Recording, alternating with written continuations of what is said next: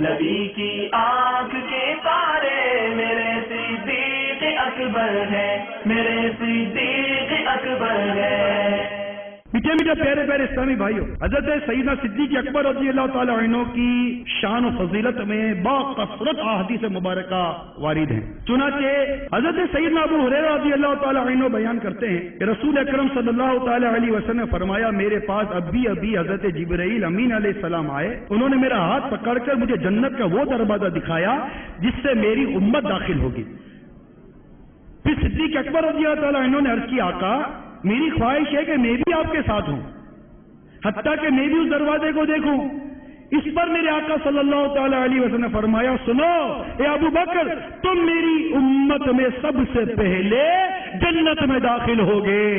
حضرت سیدنا ابو ہریرہ رضی اللہ تعالی عنہ بیان کرتے ہیں کہ رسول پاک صلی اللہ تعالی علیہ وسلم نے ارشاد فرمایا، آج صبح تم میں سے کون شخص روزے سے اٹھا تھا؟ یعنی کس نے روزہ رکھا؟ صدیق اکبر رضی اللہ تعالیٰ نے عرض کی، آقا میں نے۔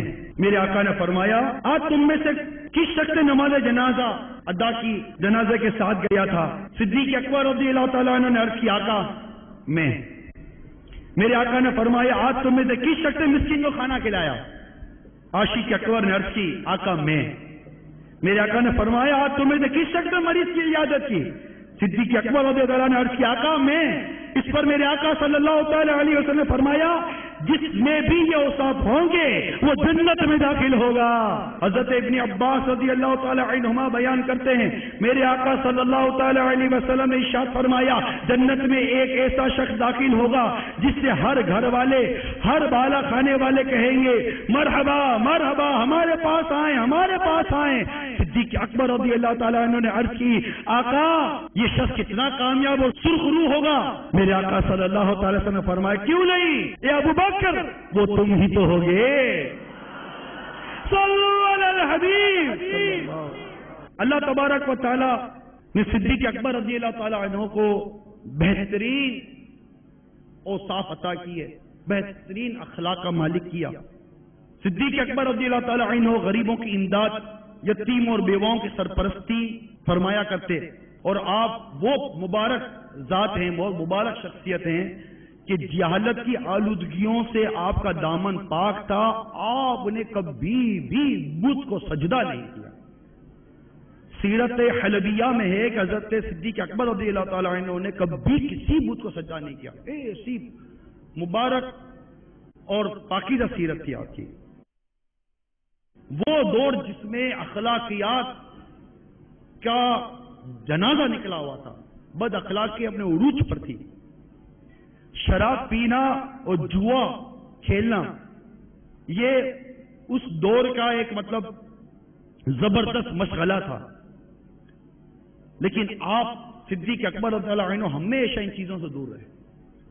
دولت مند ہونے کے باوجود کبھی غرور و تکبر کہ انہیں ہوا تک نہ لگی، بات کے سچے، وعدے کے پکے اور بڑے ہی خوش اخلاق تھے، بلند کردار، عالی ظرف، تحمل اور بردباری کے پیکر، ایسی پاکیزہ ذات تھی آپ کی۔ تمام اہل مکہ دل سے آپ کا احترام فرماتے، معاشرے کے ہر طبقے میں آپ کی عزت پائی جاتی، آپ کے پاس آنے جانے والوں کا تانتا بندھا رہتا تھا، ہر شخص آپ سے عزت کے ساتھ پیش آتا، ہر ممکن طریقے سے آپ لوگوں کی دل جوئی فرمایا کرتے تھے۔ ان خداداد خوبیوں کے باعث آپ کے احباب کا ایک وسیع حلقہ ہماری وجود میں آ گیا تھا، جو مکے کے چیدہ چیدہ افراد پر مشتمل تھا۔ ان لوگوں کو آپ پر مکمل اعتماد تھا۔ ہر اہم کام میں صدیق اکبر سے لوگ آ کر مشورہ کیا کرتے تھے اور آپ کے صاحب الرائے ہونے سے فائدہ اٹھایا کرتے تھے۔ میرے آقا صدیق اکبر رضی اللہ تعالی عنہ کو اللہ تعالیٰ نے زبردست زہد و تقوی کا مالک بنایا۔ حضرت زید بن ارقم رضی اللہ تعالی عنہ بیان کرتے ہیں کہ صدیق اکبر رضی اللہ تعالی عنہ کا ایک غلام تھا جو آپ کے لیے کما کر لاتا تھا۔ ایک رات وہ آپ کے لیے طعام لے کر آیا، آپ نے اس میں سے کچھ کھا لیا۔ غلام نے کہا، کیا وجہ ہے کہ آپ ہر رات مجھ سے سوال کرتے ہیں کہ یہ کہاں سے لائے ہو؟ آج آپ نے سوال ہی نہیں کیا۔ صدیق اکبر رضی اللہ تعالی عنہ نے ارشاد فرمایا، میں بھوک کی شدت کی وجہ سے ایسا نہ کر سکا۔ بتاؤ یہ کہاں سے لائے ہو؟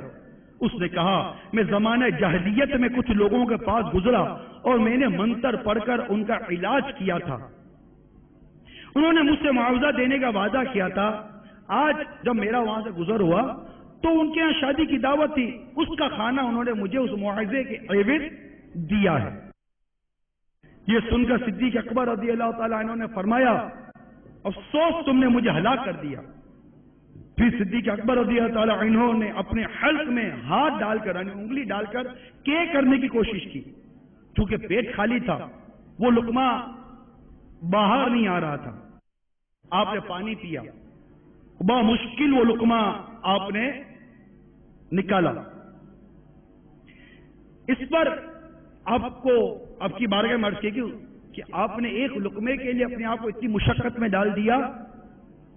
ارشاد فرمایا میں نے پیارے آقا صلی اللہ تعالی علیہ وسلم کو یہ فرماتے سنا ہے جسم کا جو حصہ مال حرام سے بنا ہے وہ دوزخ کا زیادہ مستحق ہے، بس مجھے یہ خوف ہوا ہے کہ میرے جسم کا کوئی حصہ اس لقمے سے نہ بن جائے۔ اے صدیق اکبر رضی اللہ تعالی عنہ کی محبت کا دم بھرنے والے اسلامی بھائیوں، کیا ہو گیا ہے ہمیں؟ آپ ایک لقمہ اپنے پیٹ سے جس طرح نکال رہے ہیں اس کا بیان آپ نے ملاحظہ کیا، اور ہم کہاں سے کھانا آ رہا ہے کہاں سے مال آ رہا ہے اس کی کبھی پرواہ نہیں کرتے، جو آیا کھا لیا۔ تحقیق تفتیش کھانے پینے کے حوالے سے مال و اسباب کے حوالے سے یہ ہمارے پاس نہیں ہے، ہم کبھی اس بات کی تحقیق میں جاتے ہی نہیں ہے کہ یہ مال کہاں سے آ رہا ہے۔ رزق کے معاملے میں ہماری حالت انتہائی ناگفتہ بے ہے، کاروبار کے حوالے سے ہماری حالت انتہائی ناگفتہ بے ہے۔ اللہ تعالیٰ ہمیں رزق حلال کمانے کی توفیق عطا فرمائے۔ نبی کی آنکھ کے تارے میرے صدیق اکبر ہے، میرے صدیق اکبر ہے۔